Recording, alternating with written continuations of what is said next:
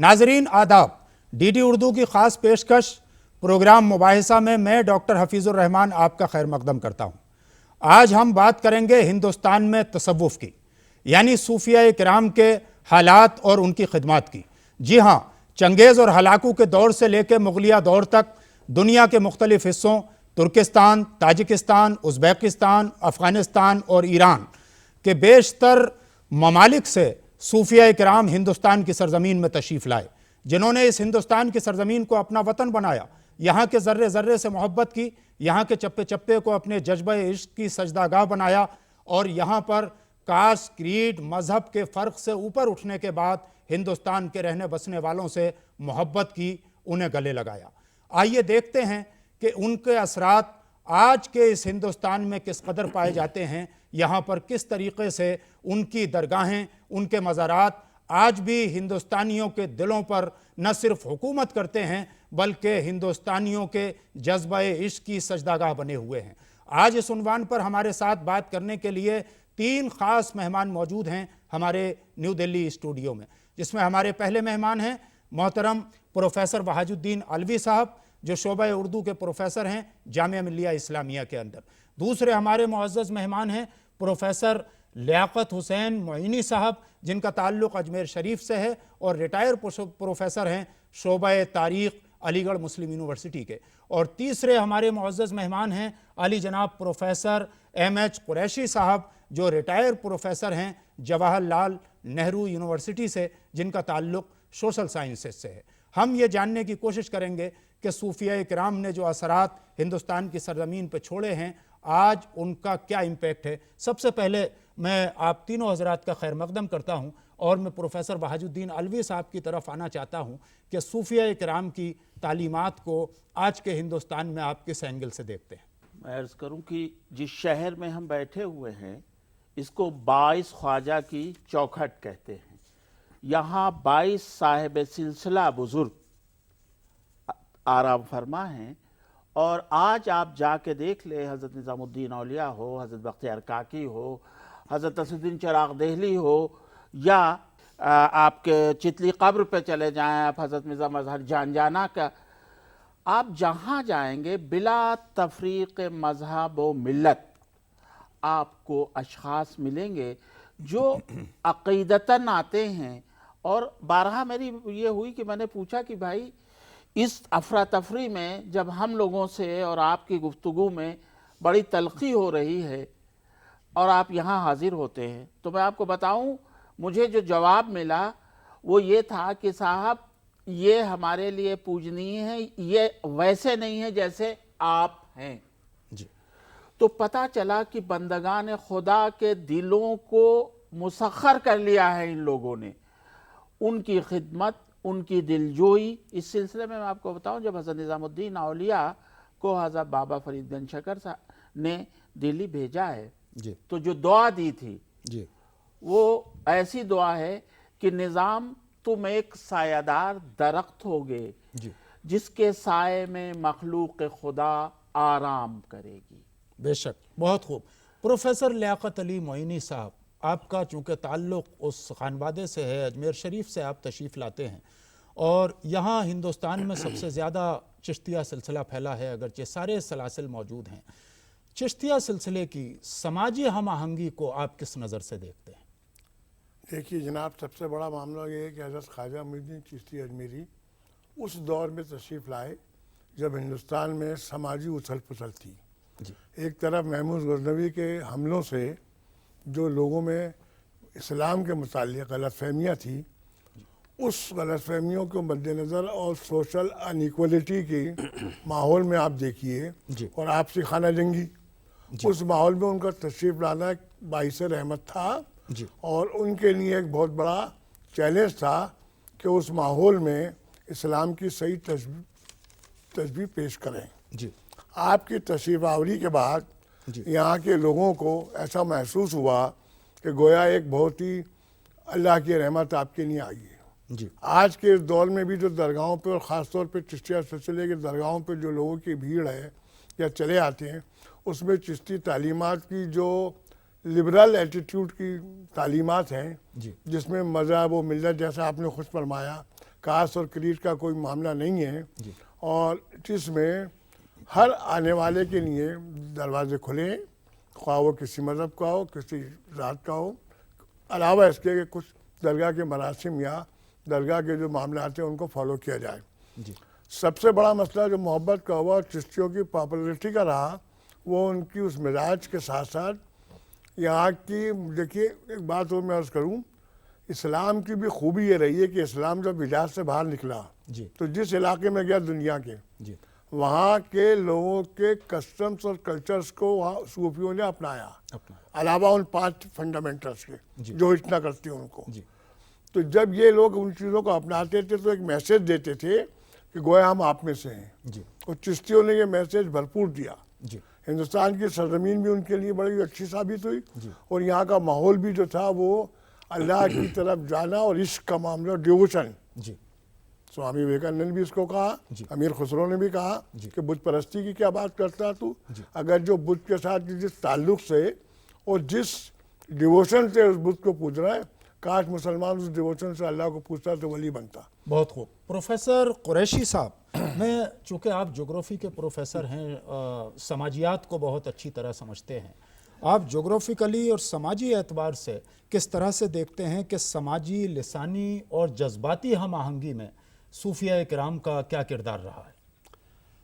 دیکھیے، ہندوستان میں جو پرمپرا رہی ہے وہ یہ بھی بہت پرانی رہی ہے، تو یہ زمین ہمارے صوفیہ کرام کے لیے کافی زرخیز رہی، اور ایک کمپوزٹ کلچر کو جنم دیا ہمارے صوفیہ کرام نے، اور یہ کمپوزٹ کلچر اس طرح سے ڈیولپ ہوا کہ دوسرے اسٹریمز بھی پیدا ہوئے، اور میں یاد دلانا چاہتا ہوں سکھ گروؤں کی، اور سب سے پہلے جو یہ گردوارہ بنا جس کو ہم ہرمندر جی سے کہتے ہیں، اس کی نیو ہی میاں میر نے ڈالی، جو قادریہ سلسلے کے ایک صوفی تھے۔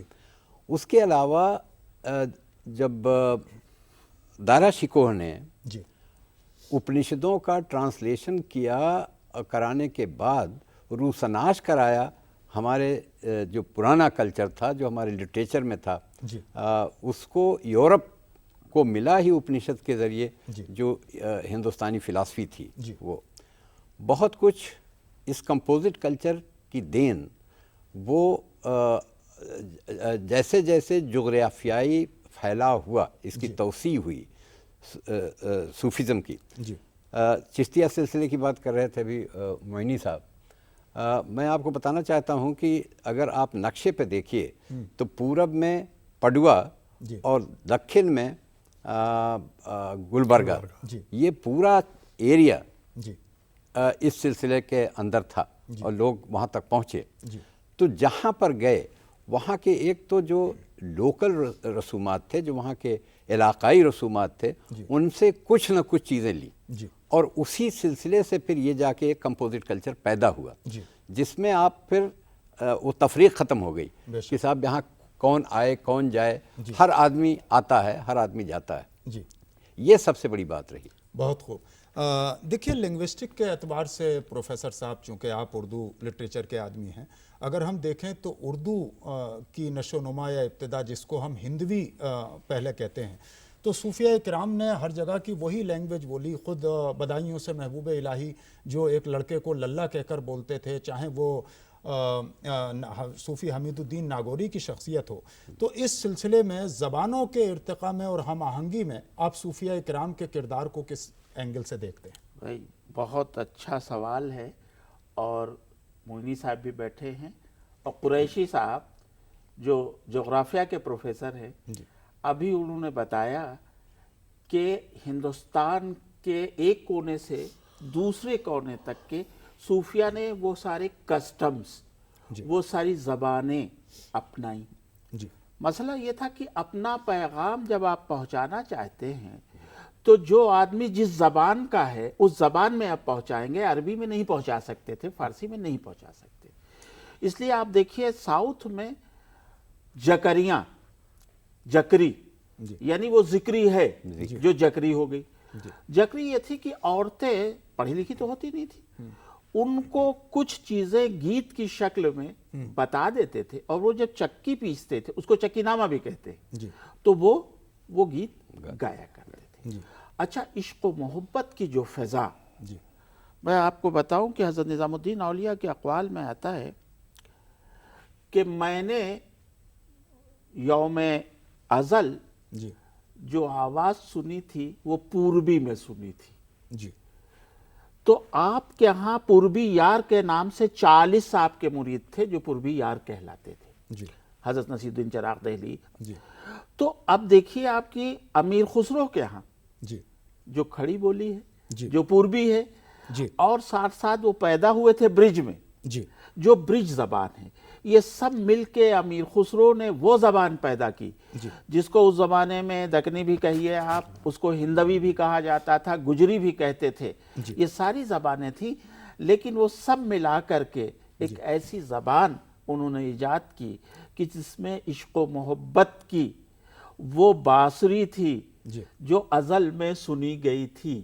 تو آپ پنجاب میں دیکھیں کہ حضرت بابا فرید گنج شکر رحمۃ اللہ علیہ کی جو واڑی ان لوگوں نے اس میں لے لی ہے وہ ہے، یا پورب میں آپ چلے جائیے تو حضرت کچھوچوئی کے ہاں سارے وہ الفاظ موجود ہیں جو مل کر کے امیر خسرو کا کلام آج تک جب تک کہ گایا نہیں جاتا ہے رنگ ختم نہیں ہوتا ہے۔ اس میں کیا ہے؟ اس میں یہ ساری زبانیں ہیں۔ تو آج بھی یہاں دلی میں جو وہ شروع ہوتا ہے بسنت، وہ حضرت نظام الدین اولیاء سے بسنت شروع ہوتا ہے، اور بسنت امیر خسرو نے لکھا تھا سب سے پہلے۔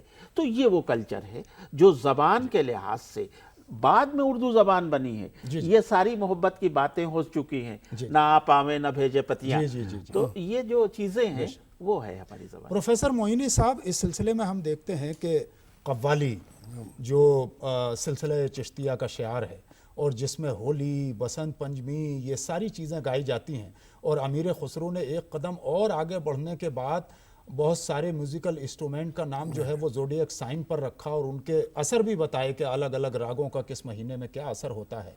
تو اس کو آپ کس طرح سے دیکھتے ہیں کہ اس کا قومی ہم آہنگی میں اور یہاں پر پیار محبت کو بڑھانے میں کیا بنیادی رول ہے؟ میں اسی وقت بھی کچھ اسی قوالی کے سلسلے میں عرض کرنا چاہ رہا تھا۔ دیکھیے، ہندوستان میں جب خواجہ صاحب تشریف لائے، اور جیسا ابھی الوی صاحب نے کہا کہ زبان کی ضرورت تھی، اب زبان سیکھنا، اور پرشین زبان کا خاص طور پہ ہندوستانی زبان کے ساتھ ملنا، ہم آہنگی، اس کا پہلا کارنامہ میرے خیال میں خواجہ صاحب اور حمید الدین ناگوری نے کیا۔ حمید الدین ناگوری کے جو ملفوظات ہیں اس میں الفاظ لوکل بہت آئے، دوہے بھی ملے ہیں مجھے، تو خسرو نے اس کو پھر ایکسپینڈ کیا، جیسا سب جانتے ہیں۔ ہندوستان میں دیکھیے چشتیہ سلسلے کے فروغ میں قوالی کا بڑا امپورٹنٹ رول ہے، اور اس کی وجہ یہ ہے کہ اس زمانے کا میڈیا یہی ایک چیز تھی۔ اب لوگوں کو اپنا پیغام دینے کے لیے زبان بھی چاہیے، اور اپنا پیغام دینے کے لیے اپنی زبان کو لوگوں تک پہنچانا بھی ہے۔ یہ ایک جسے آپ کہتے ہیں کمبینیشن تھا لوکل زبان کا اور فارسی کا، اور یہ اتنا پاپولر ہوا جس میں خسرو کا مین رول رہا، آپ نے بھی فرمایا۔ اس نے میسیج دیا پورے ہندوستان میں وحدانیت کا، وحدت الوجود کا، اور اسلام کی صحیح پیغام تعلیمات کا۔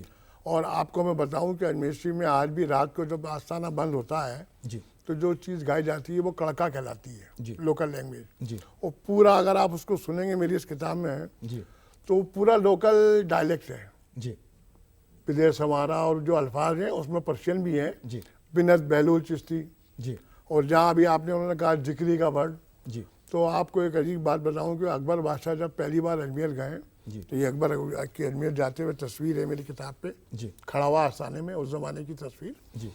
تو اس کو خواجہ صاحب کے بارے میں معلوم تو تھا، لیکن چونکہ ابھی زیادہ وہ نہیں تھی، تو آگرے کے پاس فتح پور سیکری کے پاس منڈاکر میں شکار کھیل رہا تھا، تو وہاں کچھ گاؤں کی عورتیں کچھ گا رہی تھیں لوکل ڈائلیکٹ میں، وہی بات پوچھا کیا ہے، لوگوں نے معلوم کیا، معلوم ہوا کہ حضرت خواجہ اجمیری کی شان میں رات کو وہ کھیت میں کام کر رہی ہیں اور گا رہی ہیں، تو وہاں اس پہ کیفیت طاری ہوئی، اور اسی وقت اس نے اجمیر کا پروگرام بنا لیا۔ یہ 1562 کی بات ہے، علی پیریڈ۔ تو قوالی کا یہ لوکل جو تمام ڈائلاگ رہے، اس کا بہت بڑا اثر ہندوستان کے ماحول پہ ہوا، اور تہواروں پر خاص طور پر ہولی اور بسنت، جی جی اس نے بہت بڑا کنٹریبیوشن دیا کمپوزٹ کلچر کو پیدا کرنے میں جی اور لوگوں کو آپس میں ملانے میں۔ پروفیسر قریشی صاحب، جیسا کہ اکبر کا ذکر ابھی معینی صاحب نے کیا، ہم یہ دیکھتے ہیں کہ مغلیہ شہزادے اور شہزادیوں میں، چاہے وہ جہاں آرا ہو چاہے دارا شکوہ ہو، وہ بہت ہی زیادہ تصوف کی طرف مائل رہے ہیں، یہاں تک کہ جہاں آرا تو اپنے بالوں سے جھاڑو لگایا کرتی تھی محبوب الہی کی بارگاہ میں، یا دارا شکوہ کی جو مجمع البحرین کتاب ہے۔ تو اس سلسلے میں آپ اسے کس انداز سے دیکھتے ہیں کہ خود مغلیہ شہزادے اور شہزادیوں نے تصوف، اہل تصوف کے یہاں پر کس طرح اپنا سر خم کیا اور اس تہذیب کو آگے بڑھانے میں کس طریقے سے اپنا رول پلے کیا؟ دیکھیے، صوفیہ کرام کا اپنا مقام تھا، جی اور صوفیہ کرام کبھی بھی بادشاہت کے سامنے نہیں جھکے، بے شک، بلکہ بادشاہ ان کے سامنے آیا، جو حکمران تھے وہ آتے تھے۔ جی حضرت نظام الدین اولیاء کا زمانہ جو تھا، اس نے 5 بادشاہتیں دیکھی ہیں جی دلی میں، جی وہ کسی کے دربار میں نہیں گئے تھے، جی صرف محفل سما کو پروٹیکٹ کرنے کے لیے اور اس کو جسٹیفائی کرنے کے لیے وہ اس کے مبارک شاہ کے دربار میں گئے تھے۔ جی لیکن وہاں پر پرائم منسٹر صاحب نے کچھ اس طرح کی نااہلی کی کہ وہ اٹھ کے چلے آئے اور سلام تک نہیں کیا، جی ان کو سلام نہیں کیا بادشاہ، جی اور نتیجہ یہ ہوا کہ انہوں نے کبھی کسی کو اپنے پاس بھی آنے نہیں دیا۔ جی تو یہ ان کی ان کا اپنا ایک مقام تھا جہاں پر سبھی جھکتے تھے۔ تو یہ جو تصوف بادشاہوں کے گھرانوں میں بھی آیا، تو اس کی جو چاہت تھی وہ وہیں سے آئی، جی جو انہوں نے دیکھا، جی اور جو ان کا اپنا عمل تھا، اس عمل کی وجہ سے وہ لوگ امپریس ہوئے۔ جی اور دارا شکوہ تو اچھا خاصا صوفی تھا، جی اور میاں میر اس کے پیر تھے، جی لیکن وہ تھا قادریہ سلسلے سے، جی جی میاں میر قادریہ سلسلے سے تھے، اور اس نے تمام ساری کتابیں اپنی لکھی، اور مجمع البحران تو یہ سمدر سنگم، یہ اپنشد کا ٹرانسلیشن جو پنڈت جگناتھ کے برہمن کے سلسلے سے اس نے ٹرانسلیٹ کروایا تھا، بنارس کے جو پنڈت جی تھے، اور اس کے علاوہ اس کا جو مکالمہ دارا شکوہ اور بابا لال داس بیراگی، تو کبیر پنتھیوں سے بھی اس کی بات چیت ہوئی تھی، تو وہ بھی پبلش ہوئی ہے، کتاب شائع ہوئی ہے۔ تو ان لوگوں کا کنٹریبیوشن، اور خاص طور سے دارا شکوہ کا تو بہت زیادہ تھا۔ اور دوسری یہ کہ بہت سے جو پرنسپلز تھے صوفیزم کے، وہ اور لوگوں نے لیا۔ نام جپو، کیرت کرو، ونڈ چھکو، یہ تینوں پرنسپل سکھزم کے ہیں۔ نام جپو جو ہے یہ ذکر ہے، جس کا ذکر ابھی ہو رہا تھا۔ کیرت کرو، کام کرو، لیسا للانسان الا ما سعی، اس کے علاوہ آپ کو کوئی پوچھے گا نہیں، آپ ترقی نہیں کر پائیں گے، تو کام تو کرنا ہے۔ اور پھر اس کے بعد جب کھاؤ تو بانٹ کے کھاؤ، ونڈ چھکو۔ تو یہ صوفیہ کرام کے ساتھ لنگر کا پورا کانسیپٹ اوروں نے بھی لیا، اور وہ کانسیپٹ تو صوفیہ کرام نے ہندوستان میں۔ بے شک بے شک۔ الوی صاحب، چونکہ آپ کا تعلق اردو ادب سے ہے، اور ہم یہ دیکھتے ہیں کہ شاعری میں جہاں شاعری کی شروعات ہوتی ہے، وہاں صوفیانہ خیالات، چاہے وہ بیدم شاہ وارسی ہوں، ریاض خیر آبادی ہوں، حضرت امیر خسرو ہوں، یا اور بہت سارے شعراء ہوں، ان کا ایک خاص کنٹریبیوشن ہے بندوں کو خدا سے ملانے میں اور دلوں کو دلوں سے جوڑنے میں۔ تو اس شاعری کے رول کو آپ کس حیثیت سے دیکھتے ہیں؟ دیکھیے صاحب، شاعری کو جزویست از پیغمبری کہا گیا ہے۔ جی تو یہ جو جزویست از پیغمبری ہے، پیغمبر کا کام بھی یہی ہوتا ہے کہ بندوں کو بندوں سے جوڑنا، اور بندوں کو خدا تعالیٰ سے جوڑنا۔ تو آپ یہ دیکھیے کہ جو تصوف کی شاعری ہے، اس شاعری میں 2 ہی چیزیں ہیں۔ بقول اقبال کے، خدا کے عاشق تو ہیں ہزاروں، بنوں میں پھرتے ہیں مارے مارے، میں اس کا بندہ بنوں گا جس کو خدا کے بندوں سے پیار ہوگا۔ تو یہ خدا کے بندوں سے پیار جو ہے، یا بیدم شاہ صاحب کا شعر ہے، اب آدمی کچھ اور ہماری نظر میں ہے، اب آدمی کچھ اور ہماری نظر میں ہے۔ جب سے سنا ہے یار لباس بشر میں، واہ واہ، تو یہ لباس بشر میں یار کی تلاش جو ہے جی، وہ تصوف کی جی، بے دین شک، ہے۔ بے شک۔ آپ دیکھیے بہت شروع میں حضرت قلندر پانی پتی کا جی، مشہور دوہا ہے، سجن سکارے جائیں گے نین مریں گے روئے، بدھنا ایسی رین کر کہ بھور کبھو نہ ہوئے۔ اب آپ دیکھیں، اور یہ ہسٹوریکل ہے، یہ تو ہسٹری کے آدمی بیٹھے ہیں پروفیسر صاحب، یہ باقاعدہ انہوں نے لکھا ہے، وہ خط موجود ہے جس میں یہ دوہا لکھا ہے۔ جی، تو آپ یہ دیکھیے کہ ایک وہ شاعر جو علامۃ الدہر ہے، جی، تصوف کا اتنے بڑے سلسلے کا بانی ہے، جی، لیکن اپنی بات جب کہنا چاہتا ہے جی، تو اس زبان میں کہتا ہے جو محبت کی زبان ہے، جو ہندوستانی عوام سمجھتے ہیں۔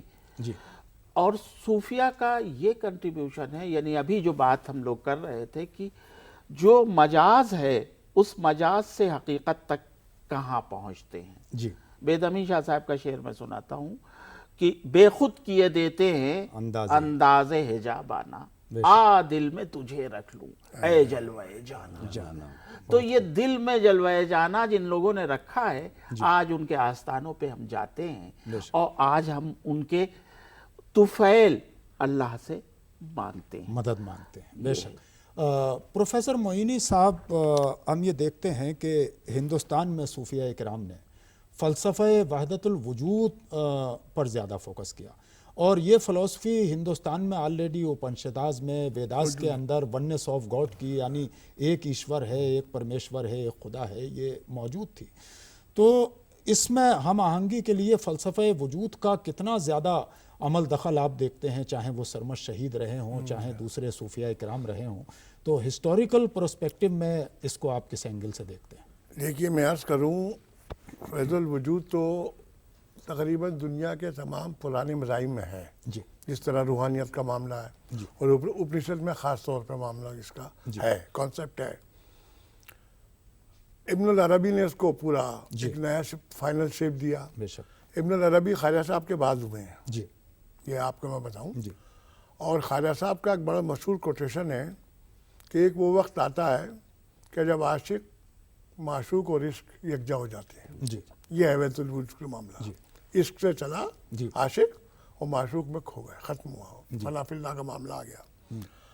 اب مسئلہ اس میں یہ آیا کہ چونکہ ابھی ڈاکٹر صاحب نے فرمایا کہ ہندوستان کی جو سرزمین ہے بڑی زرخیز ہے، فضا یہاں کی ہم آہنگ رہی چشتیوں کے لیے، جی، اور وحدت الوجود کے کانسیپٹ کو انہوں نے ہندوستان میں پھیلایا بھی، اور اس کو ایک نئی جلا بھی دی کہ اللہ تعالیٰ کے جو معاملات ہیں وہ کئی ناموں کا معاملہ ہے وہ ذات ایک ہی، فنا فی اللہ جس میں۔ اور دیکھیے صوفی کا دو آتشہ کام تھا، جی، اس کا پرائم گول تو تھا اللہ تعالیٰ کی ذات میں فنا ہونا، وہ اس کا ذاتی تھا۔ بے شک۔ اس کا ذکر، عبادات، معاملات، اس کا فائدہ اس کو، اس کی ذات کو ہے۔ جی، ایک کام تھا خدمت خلق، بے شک، سمجھا، نیکو بخلق اور صدق با خالق، جی، اللہ کے ساتھ سچا، بے شک، کل کے ساتھ نیک۔